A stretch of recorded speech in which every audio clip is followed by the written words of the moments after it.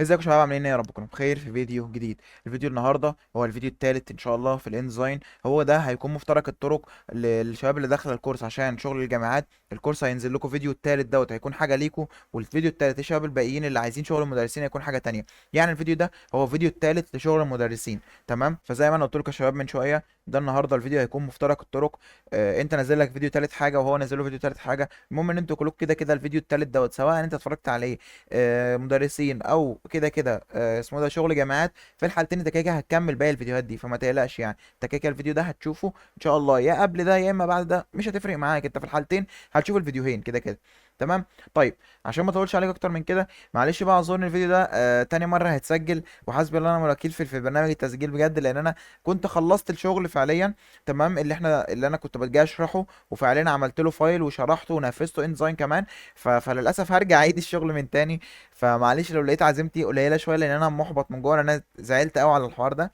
فمعلش، يلا بينا ننزل بالانترو عشان ما اطولش عليك، وبعد الانترو نكمل كلام. يلا بينا.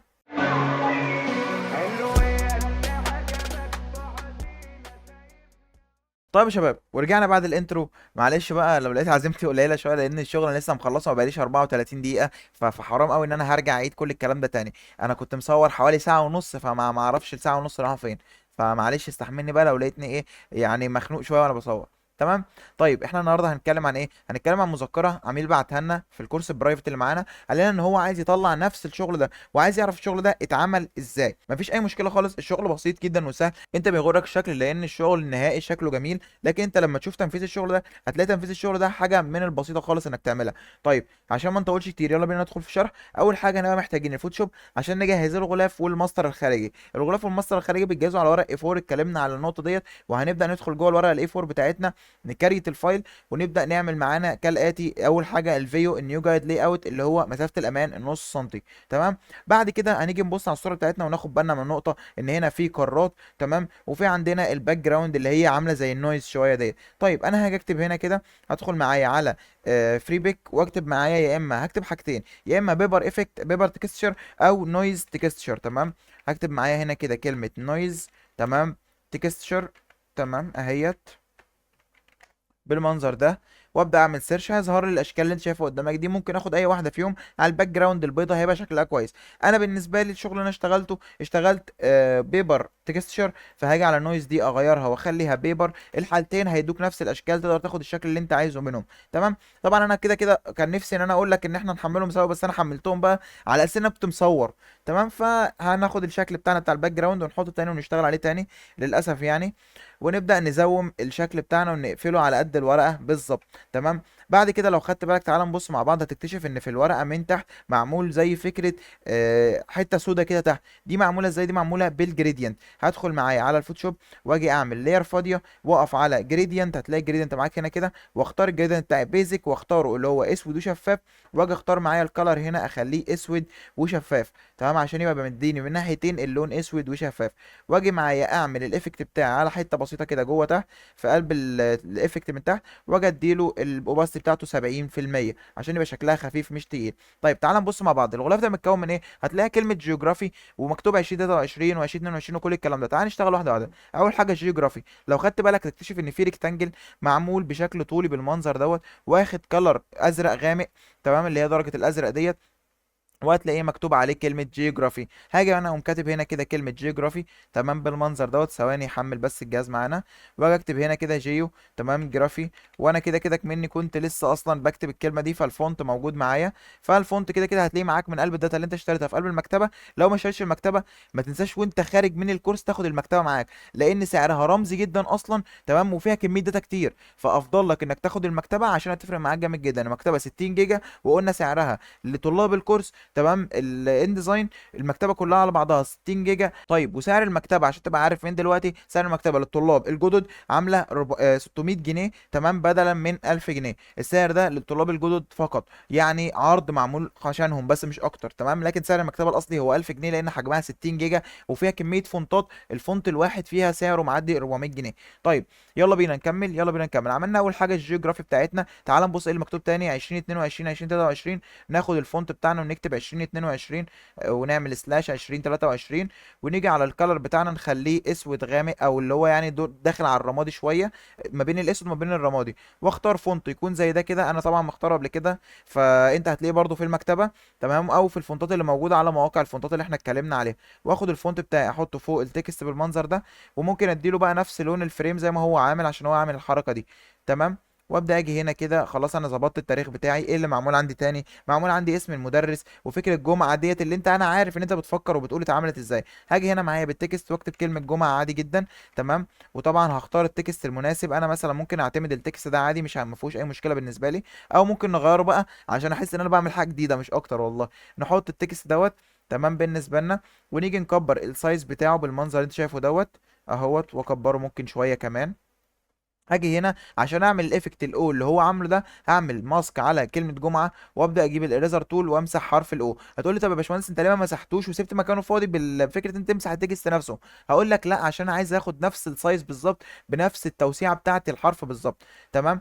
واعمل ريكتانجل اشيل الفيل بتاعه واحط الكلر بتاعه الداخلي اللي هو اللون الرمادي دوت تمام. واتاكد ان انا عامل اللي هو الحجم بتاع الستروك 10 مثلا او 20 لحد ما الاقيه نفس حجم اللاين الاساسي بتاع الكتابه تمام. وابدا اظبط حجم المكان المناسب ليها، واجي اعمل هنا الراوندد بتاعي 50 100 لحد ما اوصل للشكل بتاع حرف الاو الاساسي تمام بالشكل اللي انت عامله دوت. هو عامل هنا ايه عشان يبرزه شويه؟ عامل له دروب شادو. انا ممكن اجي اعمل هنا كده اعمل له دروب شادو من لاير ستايل، وابدا اغير مكان الدروب الشادو بتاعه. ابدا بس اظبط الديستانس عشان اشوف الزاويه بتاعتي مظبوطه ولا لا تمام. وابدا ارجع بالديستانس شويه، وابدا اعلي السايز بتاعي بالشكل اللي انت شايفه قدامك ده. هبدا اوصل لنفس الشيب اللي هو عامله. طبعا هو حاطط صوره المدرس، انا مش هينفع احط صوره المدرس لان انا مش مع عندي حد بعمل له، فانا بصمم كده عادي وخلاص تمام. فهاجي هنا اكتب الكلمه التانيه وهي كلمه الصياد او السيد تمام، السيد اهيت. وابدا اديها نفس الكلر اللي انا مديها للفريم بالشكل اللطيف دوت. واجي هنا اظبط المكان بتاعها بالظبط واظبط الحجم بتاعها تمام بالشكل ده كده اهوت. واجي ممكن اعمل تحتها اللاين اللي هو عامله دوت، اللاين اللي هو الريكتانجل الصغير، الريكتانجل صغير من اولها لحد اخرها بنفس اللون بتاع الكتابه تمام بالشكل اللطيف دوت. اهو الموضوع سهل وسلس، انت بس ما تصعبش الموضوع على نفسك. يبان لك الاند بتاعه شكله حلو، لكن هو في الاساس شويه حاجات محطوطين فوق بعض. طيب نيجي نقف على الباك جراوند عشان انا نسيت احط الخرايط اللي ورا. طيب الخرايط دي بنجيبها منين؟ بنيجي نكتب هنا كده ايرس ماب تمام بالشكل اللطيف اللي انت شايفه قدامك دوت. وابدا اعمل سيرش معايا هيظهر لي كل اشكال الخرائط دي. خد الشكل اللي يعجبك. انا حملت الشكل ده مسبقا تمام، وعملت له اكستراكت هنا اهوت، ومتاح ان هو يفتح على الاستريتور. هبدا افتحه معايا على الاستريتور بالشكل اللطيف اللي انت شايفه قدامك ده تمام. هنستنى الاستريتور يفتح وارجع لكم من تاني. طيب وبعد ما الاستريتور فتح معانا، هاجي هنا ادخل جوه الاشكال بتاعتي واخد الشكل اللي انا عامله اللي انا محتاجه اللي هو الشكل دوت. هاخد مثلا نص الكرات دي لوحدها والنص التاني لوحده. هبدا اعمل سيلكت النص الكرات دي واعمل لها كنترول سي عشان اخدها كوبي، وادخل جوه الفوتوشوب على الباك جراوند واعمل كنترول في واختار اوكي تمام. وابدا بقى اجي اظبط حجمها. انا بقى مش هحط الاثنين زي الاول، ابدا احط واحده بس تمام. وهاجي هنا اديها كلر اوفرلاي واتاكد ان انا مديها الكلر، او ممكن اسهل من ان انا اعمل لها افكت كلر اوفرلاي عشان نويز يبان. هاجي اعمل كنترول يو عشان ادخل هيو اند ساتوريشن، واجي اعمل لها كلرايز واديها درجه اللون الرمادي. ثواني بس نتاكد ان احنا واقفين على اللاير نفسها مش على الباك جراوند، ونعمل لها كلرايز ونقف على درجات اللون الرمادي بالمنظر اللي انت شايفه قدامك ده تمام. واجي هنا بعد ما وقفت على اللون الرمادي، هاجي هنا على قائمه فلتر، عندك كلمه نويز، هختار ادد نويز وابدا اظبط النويز بتاعي على الشيب نفسه كله تمام. وابدا اظبط النويز بتاعي بالشكل ده. واجي هنا كده اعمل برضو على النويز تاني، اعمل اللي هو الداست اند سكراتش تمام. وابدا اظبط النويز بتاعي برضو بنفس الطريقه ديت تمام، لحد ما الشكل يظبط معايا ويديني نفس الايفكت اللي معمول. طيب ايه تاني عندي ممكن اعمله؟ هقفل دي طبعا عشان مش محتاج حاجه تاني منها. ايه تاني اللي هو عامله؟ هتلاقي عندك كاتب كلمه جمعه السيد وعامل التشكيل بلون والكلمه بلون. هنشرحها بشكل سريع برضو. هنيجي معانا نجيب التكست، نقف طبعا فوق كل اللايرز بقى، خلاص احنا خلصنا شغل الباك جراوند، فنقف فوق كل اللايرز بالشكل ده. ونيجي هنا نكتب كلمه جمعه السيد بالعربي، جمعه السيد بالشكل ده كده، وابدا اجي معايا اختار الفونت المناسب ليها. طبعا انا كنت مختار الفونت مسبقا، فهطلع برضه اجيب الفونت اللي انا كنت مختاره. كل الفونتات دي هتلاقيها معاك موجوده في قلب المكتبه، ما فيهاش اي مشكله خالص. انا اخترت الفونت ده وقلت هشتغل بالفونت ده احسن لي، تمام، من الفونت اللي هو مختاره، عشان نبقى في تغيير بس مش اكتر. طيب بعد ما اخترنا الفونت صديقي العزيز، لو خدت بالك هتركز معايا في نقطه، هتلاقيه عامل تشكيل للحروف. باشمهندس انا ما اعرفش التشكيل بيتعمل ازاي. هدخل معايا في الفايلات بتاعتي انا الشخصيه. الفايل ده انا هسيبه لك ليك انت، تمام، موجود عندك تحت في الديسكربشن او على مرفوع عندك على الدرايف. هتلاقي عندك الاختصارات بتاعت التشكيل كلها موجوده في قلب الفايل من جوه.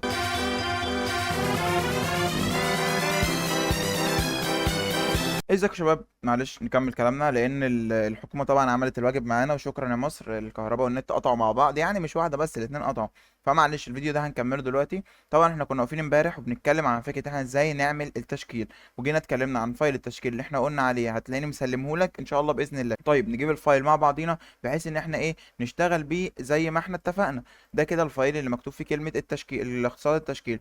حاجه بص معايا هنا، هلاقي هنا عامل اللي هي الضمه، اللي هي الضمه المشدده، تمام. هاجي ادور هنا كده على كلمه التنوين ضم، تمام، واجي الاقي بيقول لي شيفت ار. هاجي اقف على كلمه حرف الجيم واجي اعمل شيفت ار. ثواني، شيفت ار وانا عامل عربي طبعا اللغه، تمام. واجي ابص معايا هنا كده، بعد كده الميم اي اللي عملوا عليها عامل ايه؟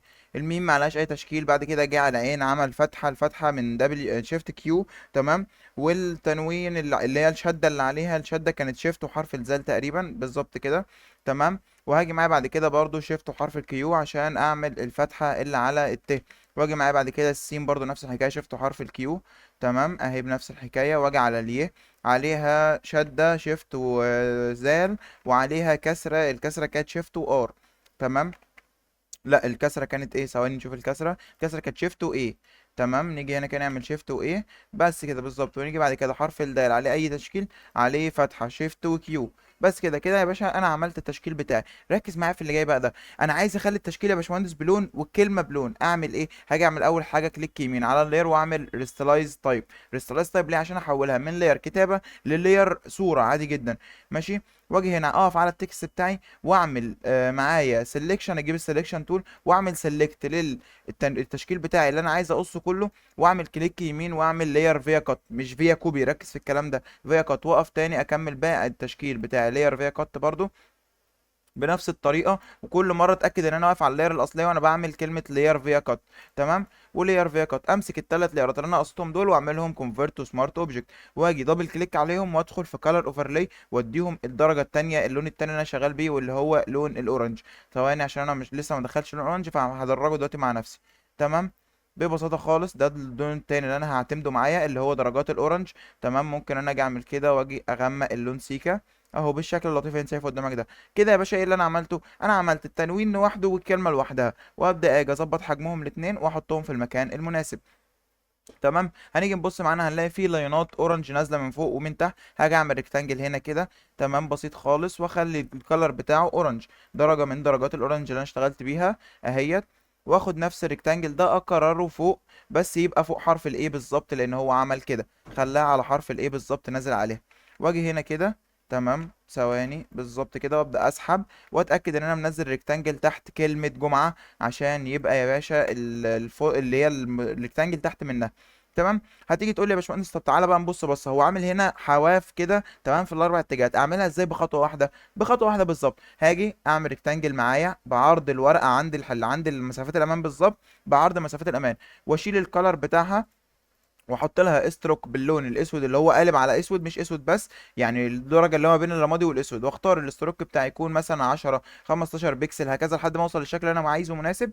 واجي اقف هنا كده واعمل ماسك عليه، وابدا اجي امسك السلكشن بتاعي واسلكت الجزء اللي انا عايز امسحه كله بالطريقه اللي انت شايفها قدامك دي، واتاكد ان انا سايب نفس المسافات هنا نفس المسافات هنا بالظبط، تمام. انا كده بالنسبه لي انا سايب نفس المسافه بالظبط. بعرفها ازاي يا باشمهندس؟ بعرفها من المسطره فوق، نهايه الريكتانجل عندي 20 ونهايته هنا عندي صفر. هنا لو خدت بالك انا سايب هنا كام؟ سايب 4، تمام. هنا لو سبت كام؟ انا لو خدت بالك هتلاقيني برضو سايب نفس الاربعه. وابدا اعمل ديليت على الماسك. نفس الحكايه من تحت، هاجي هنا الرولر بتاعتي هنا اهيت، الصفر بتاعي فين؟ الصفر بتاعتي عند الشرطه بالظبط. هاجي هنا اقف عند الاربعه وابدا امد الشيب بتاعي وانزل تحت لحد ما اسيب اربعه بالظبط، وابدا اسيب الريكتانجل بتاعي هنا. لو خدت بالك برضو نفس الاربعه انا سبتهم تحت. تمام، هبدا اعمل ديليت بالمنظر ده، وعايزين ناخد تحت اتنين كمان لان لسه في اتنين كمان ما تقصوش. تمام، بالشكل اللطيف اللي انت شايفه قدامك ده كده اهوت. وابدا ادلت كده كده يا باشا. انا معايا اربع حواف، الاربعه قد بعض بالملي. تمام، واجي بعد كده بعد ما انا عملت السليكشن بتاع وقصتهم خلاص كده. ايه عندي تاني؟ عندي صوره المدرس، وقلنا مش هنحط صوره مدرس احتراما لان احنا ما نعرفش المدرس ده مين، وعشان ما نجيبش اي صوره عميل. تمام، والكلام اللي تحت تعال نبص الكلام اللي تحت عامل ازاي، لان خطوطه سهله جدا. عمل ريكتانجل بدرجات الاورنج برضو بنفس الطريقه بالشكل اللطيف دوت، وحط له كلر بدرجه الاورنج، وبدا يجيب التكست بتاعه ويكتب كلمه جغرافيا. صح، مش هو كاتب جغرافيا؟ بالظبط، الجغرافيا السياسية. وانا هاجي اكتب معايا كده الجغرافيا السياسية بنفس الشكل ده اهوت. واجي اختار لها فونت يكون من الفونتات المناسبة. وقلنا طبعا لان بعيد الشغل ده لتاني مرة بسبب ان الفيديو الاولاني ما تسيفش، فانا الفونتات بتاعتي كلها هتلاقيها فوق في الريسنت. تمام، وابدا اجي اخد فونت من الفونتات المناسبة بالنسبة لي. فونت مثلا زي ده كده هيكون مناسب. واجي اديله الكلر بتاعه اللي هو درجة من درجات الرمادي، مش اسود ومش مش رمادي. يعني لا هو اسود ولا هو رمادي، لا هو درجة ما بين الاسود والرمادي بالشكل اللطيف ده. واجي اخد الكلر دوت كده معايا اهيت. تمام، عشان يبقوا كلهم نفس اللون بالظبط. وانا بالنسبه لي ثواني عشان الفونت ما اتطبقش، هتاكد من ان الفونت بتاعي اتطبق بالشكل اللطيف دوت اهوت. واجي هنا كده اخد كلمه الجغرافيا السياسيه وابدا ادخلها جوه ريكتانجل كنترول تي، واظبط حجمها ادخلها جوه ريكتانجل بتاعي. طيب يا باشمهندس، لو انا عايز اعمل بقى تريكه في الشيب دوت تخلي شكله الطف، ممكن اجي على الريكتانجل وادوس كنترول تي. بعد كده ادوس كنترول واقف على اي حرف من الاربع حواف واسحب ده كده شويه. تمام، واروح عند الحرف التاني من تحت واعمل نفس الحركه بس من تحت مش من فوق، وابدا اسحبها كده سنه بسيطه تديني الشكل اللي انت شايفه قدامك ده. الدنيا سهله بسيطه، بس انت يا صديقي العزيز سهل الموضوع على نفسك. كل حاجه في ايدينا وكل حاجه احنا المتحكمين فيها. طبعا باقي الكلام اللي تحت انت تقدر تكتبه عادي جدا ما فيهوش اي صعوبه، نفس الحكايه تكست وريكتانجل وخلاص خلص معاك الكلام. طيب تعالى يا باشمهندس بقى نبص على الماستر بتاعنا، الماستر اللي هو الورقه الاساسيه اللي احنا هنشتغل عليها. تعالى يا باشمهندس فهمني الماستر ده بيتعمل ازاي. لو خدت بالك ده كده احنا بالنسبه لنا عملنا الغلاف، فهنيجي نسيف الغلاف بتاعنا كده بنفس الطريقه اللي احنا كنا بنسيف فيها اهيت. تمام، وهاجي هنا انا محتاج بقى اعمل الماستر. يا باشمهندس ايه اللي مشترك معايا في الماستر؟ لو خدت بالك اقفل لي بس اللاير ديت واقفل لي اللاير اللي هي الخريطه. لو خدت بالك هتلاقي كلمه جيوغرافي. تمام، وفكره اسمها ديت وفكره ال 2023. ثواني برضو اقفل اللاير دي. فكرة جيوغرافي و2023 محطوطة هنا كده في نفس المكان بحجم طبعا أصغر شوية. تمام، هتلاقيها معاك بنفس المكان هنا كده. ايه تاني يا باشمهندس اللي متكرر معايا؟ كلمة جمعة بس من غير الريكتانجل اللي ورا ده. هاخد نفس كلمة جمعة دي واحطها هنا كده يا باشا، وابدأ اصغر السايز بتاعها عشان تديني نفس الشكل بالظبط. تمام اهوت، عشان تاخد نفس السبيس بالظبط اللي هو عاملها. وطبعا خلي بالك من نقطة انك هتضطر انك تدخل جوه الشادو عشان تعدله لان انت صغرت الحجم. فهاجي هنا جوه الشادو وابدأ اقلل السبريدنج بتاعي واقلل السايز شوية بالظبط كده يطلع لي نفس الشيب دوت. طيب ايه يا باشمهندس تاني اللي هو عمله؟ عمل لي مكان للترقيم. مكان الترقيم ده عامله ازاي؟ جه اخد من الريكتانجل هنا كده. تمام، بالدرجه اللي هي درجه الرمادي شويه اللي هي ما بين الاسود والرمادي اهيت، ودي معموله للترقيم. وجه خد كلمه جمعه السيد بتاعتنا وبدا ياخد الكلمه كلها. ثواني نقفل اللير دي كمان. اخد كلمه جمعه السيد رخره حطها معاه هنا كده يا باشا، بس قسم الكلمه نصين. فانا هاجي على كلمه جمعه السيد واعمل سيلكت لكلمه السيد. تمام، بالشكل اللي انت شايفه قدامك دوت. تمام اهوت، وابدا اعمل هعمل كلر لاير فيا كات. تمام، بنفس الطريقه لاير فيا كات. واجي على نفس الحكايه من الشيب بس اتاكد ان انا اعمل له ريستلايز اللي هو التشكيل. واجي على التشكيل اللي فوق السيد برضو واعمل له لاير فيا كات عشان اقص التشكيل. هاخد كلمه السيد والتشكيل بتاعها واحطهم في لاير واحده كونفرت تو سمارت اوبجكت. ونفس الحكايه بالنسبه للجمعه والسيد برضه، الجمعه والتشكيل بتاعها برضو واعمل لها كونفرت تو سمارت اوبجكت. انا كده معايا لايرين، واحده جمعه والتانيه السيد. هبدأ اعملهم بنفس الشيب اللي هو عامله هنا، اعملهم هو باللون الاسود بس اللي هو لون الدرجة اللي هي فوق الاسود. تمام، هعمل كولر اوفرلاي واديهم نفس الدرجة دي للاتنين. تمام اهو معايا. وابدأ اخد كلمة السيد احطها هنا واخد كلمة جمعة احطها فوق منها. تمام، بالشكل اللي انت شايفه قدامك ده. وابدأ اعمل سيلكت للاتنين وابدأ اصغر الحجم بتاعهم عشان يكونوا مظبوطين معايا مفيش فيهم اي مشكلة. تمام اهو بالشكل اللطيف دوت. تمام، طبعا مع اختلاف بقى ايه التظبيطات بتاعتك انت بقى، تلاقي كله فنياتك انت. هاجي مثلا على الجريدينت بتاعي وابدا ادلته عشان يبقى الورقه بتاعتي الوانها صاحيه اكتر. تمام، وابدا اجي امسح هنا كده كلمه جغرافيا وكل الكلام دوت. وهنا كده انا مش فاضل معايا اي حاجه خالص غير اني هاجي اعمل ريكتانجل في المكان الفاضي ده عشان اكتب عليه. هبدا اجي هنا اخد ريكتانجل ابيض بتاعي كده. تمام، في المكان ده كده عشان ابدا اخليه للكتابه. هاجي هنا اشيل الستروك واخلي الكلر بتاعه ابيض بالشكل اللي انت شايفه قدامك ده. ده كده مكان للكتابه. انا ممكن بقى اجي اعمل زي ما هو عامل واقلل الاوباستي واخليه 50 70% عشان يديني الشكل اللي انت شايفه قدامك ده، ان هو يكون مبين اللي تحت منه برده حاجات بسيطه. طبعا كل دي فنيات تخصك انت وانت حر فيها. هنا كل اللي هو عامله عامل ريكتانجل تحت كده حاطط فيه اسم المدرس ورقم الواتساب. انا طبعا عشان ما عنديش مدرس فعلي فمش هكتب كل الكلام ده، وادوس كنترول شيفت اس عشان اسيف الماستر بتاعي تمام بالشيب تاني بتاعه. طيب انا كده خلصت الغلاف والماستر، يلا بينا ندخل بقى في الخطوه اللي بعد كده وهي التنفيذ الانديزاين، ودي اهم خطوه انت مستنيها معايا. يلا بينا. طيب يا صديقي العزيز، واحنا حاليا على الانديزاين، يلا بينا نبدا نخش في الشغل بتاعنا. هنعمل نيو فايل ونعمل اي 4 مع اختيار عدد الورق بتاعنا. انا مثلا عشان هعمل 3 ورقات فانا اخترت 3 ورقات، شلت الفيسنج بيجز لان دي مذكره مش كتاب، وعامل المقاسات بتاعتي كل حاجه هبدا اكريت زي ما احنا اتعلمنا في الفيديو اللي فات. انا معايا الفايل بتاعي بالمنظر اللي شايفه قدامك ده. باشمهندس تعالى نمشي خطوه خطوه. اول ورقه بيتحط فيها ايه؟ حط فيها الغلاف. دخلني يا باشمهندس على الشغل بتاع اللي احنا لسه عاملينه، وهات لي الغلاف اللي احنا لسه عاملينه حالا ودخله لي في قلب اول ورقه من فوق. هبدا احط الغلاف بتاعي على اول ورقه كده عشان هو ما بينلوش ماستر بيتحط فيه، واعمل لها لوك من اللاير كده. انا معايا الغلاف بتاعي. باشمهندس طب انا عايز احط الماستر بتاعي في الورقتين الفاضيين، هل هاجي في كل ورقه واحط الماستر بنفس الطريقه؟ لا يا باشمهندس، هندخل في الاي ماستر ونيجي نجيب الماستر بتاعنا اللي احنا لسه عاملينه برده وندخله معانا هنا كده في الاي ماستر بتاعنا عادي جدا كده. كل الورق بقى فيه ماستر نفس الشيب. ده يا باشمهندس احنا عايزين نعمل الترقيم التلقائي وخدنا الامر بتاعه، ممكن نعمله يا باشمهندس. اعمل سيلكت اهو للمكان اللي هتحط فيه الترقيم التلقائي، انسرت سبيشال كاركتر ماركس كارنتال بيج نمبر بنفس الطريقه، سيلكت اول، ابدا اختار لي الكلر بتاعك يكون لون ابيض لان طبعا احنا عاملين الباك جراوند اسود تمام، واختار لي الفونت المناسب بتاعك اللي انت عايز تعمل بيه الترقيم تمام اهو بالمنظر ده كده. انا مثلا ممكن اختار الفونت ده وابدا اظبط الحجم بتاع الرقم، ممكن اكبره كده بالشكل ده واخليه ان سنتر. وقلنا ليه فكره ان سنتر؟ عشان يكون مظبوط معايا مفيش فيه اي مشاكل تمام. وابدا ادخل معايا بعد كده خلاص بقى على البيجز. انا كده خلاص عامل البيجات بتاعتي وعامل الترقيم بتاعها ودنيتي كلها زي الفل. عايز بعمل الشغل الداخلي يا باشمهندس. تعال بص الشغل الداخلي ده اتكون من ايه. انا شايفه وشكله عاجبني قوي وبقول اكيد ان هو صعب. طب ما تيجي نفصصه مع بعض واوريك ان هو مفيش اسهل منه زي ما عملنا في الماستر وفي الغلاف. الموضوع سهل جدا. تعالى يا باشمهندس. اول حاجه هنا معايا هتلاقي عندك هنا ريكتانجل تمام وريكتانجل تاني، الاتنين معمول لهم راوندد، واحد بلون واحد بلون تاني، ومعمول هنا كلمه وهنا كلام تاني زي الفل كده. يبقى انا بالنسبه لي اتنين ريكتانجل لون ولون، وبعد كده الكتابات اللي عليها. طيب تحت يا باشمهندس كتابه الشيب دوت هوريك بنجيبه من على فري بيك ازاي كده، الشيب ده برده هوريك بنجيبه من على فري بيك ازاي، والدبوس ده موجود على فري بيك برده تمام. وريكتانجل عادي جدا مفيش فيه اي مشكله. وهنا عامل ريكتانجلز بس اعمل لهم كلرات معينه يعني كلرات مختلفه، واعمل لهم فكره ان هو احنا ندوس كنترول ونسحب من عند اي طرف من الاطراف.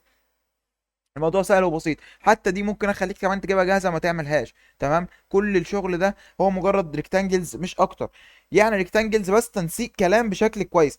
طيب تعال ندخل يا باشمهندس عشان ما نطولش في الكلام. تعال ندخل ونشوف الكلام ده اتعمل ازاي. انا هبدا اول حاجه اجي على الريكتانجل تول بتاعتي وابدا اعمل ريكتانجل بالشكل اللطيف دوت تمام. واجي هنا كده اديله نون ستروك واجي اديله الكالر بتاعي اللي انا شغال عليه. هو شغال بدرجه من درجات الاحمر، هختار الاحمر وابدا اعمل اضافه لبانل احمر جديده، وابدا اجي هنا في الاحمر وابدا ادرج اللون بتاعه لحد ما اوصله لدرجه من درجات النبيتي اللي هو كان شغال عليه. انا بشتغل نفس الشغل اللي هو عامله بنفس الالوان، مش هختلف عنه في اي حاجه تمام. وهاجي هنا على الكورنرز بتاعتي واختار الكورنر بتاعي يكون راوندد، وابدا اظبط الراوند بتاعي بالحجم المناسب، وابدا اخد الشيب ده اكرره واصغر السايز بتاعه عشان يبقى نفس الشيب بالظبط تمام. وابدا اسحبه معايا هنا كده. ولو خدت بالك على الكلر التاني هتلاقيه كان درجه من درجات البينك، فانا هختار البينك معايا تمام. وابدا اعمل اضافه الاول لكلر بينك تاني جديد، وابدا اجي اخلي الكلر بتاع البينك بتاعي داخل على لون من درجات اللي هو الفوشيا نوعا ما تمام. هنا كده بنفس الدرجات بالظبط. لو خدت بالك انا لو عملت الفيو مود عن طريق ان انا ادوس على زرار دبليو من الكيبورد هيديني الفيو مود بنفس الشكل دوت بنفس الشكل دوت. فانا بالنسبه لي دلوقتي انا معايا اتنين ريكتانجلز. طب يا باشمهندس انا عايز احط الكلام بتاعي. تعال نبص الكلام اللي هو كاتبه. كاتب كلام ايه؟ كاتب الدرس الاول تمام اهوت. هكتب معايا كلمه الدرس الاول بنفس الطريقه وابدا اعمل سيلكت. هبدا اول حاجه اكبر بس الريكتانجل بتاعي، اختار الفونت بتاعي المناسب تمام بنفس الطريقه دي كده. هبدا اجي هنا اختار الفونت بتاعي المناسب اهوت تمام نفس الفونت اللي هو مختاره بالظبط، واختار الكلر بتاعي ابيض واجي اظبط الحجم بتاعي، وابدا اجي اسحب الريكتانجل بتاع الفونت بتاعي اللي انا ظبطته دوت اسحبه على قلب الريكتانجل بالظبط. هظبط بقى الحجم بتاعه عشان انا عايزه اكبر من كده شويه تمام، فابدا اكبر السايز بتاعه شويتين بنفس الطريقه الجميله دي. لو خدت بالك انا كده كتبت كلمه الدرس الاول اهي. الموضوع سهل وبسيط. تعالى يا باشمهندس خد لي منها كوبي وقوم كاتب لي بعدها ايه بقى اولا تمام اهو بنفس الطريقه تمام. وعرفنا طبعا بنشكل ازاي. الموضوع سهل، المفروض ان انت خلاص انت فهمت موضوع التشكيل ده بيمشي ازاي. تمام، مفيش عندك اي صعوبة. نكتب اولا اهيت، وابدا اجي احط نقطتين. تمام، الدولة. عندك بعد كده تعريف. طبعا هتقول لي انت بتكتب يا باشمهندس دلوقتي والحاجه ما بتظهرش. هقول لك يا باشا عشان انا الريكتانجل بتاعي هنا ما بيكبرش لوحده زي الفوتوشوب، انا لازم اكبره بايدي. تمام، تعرفها.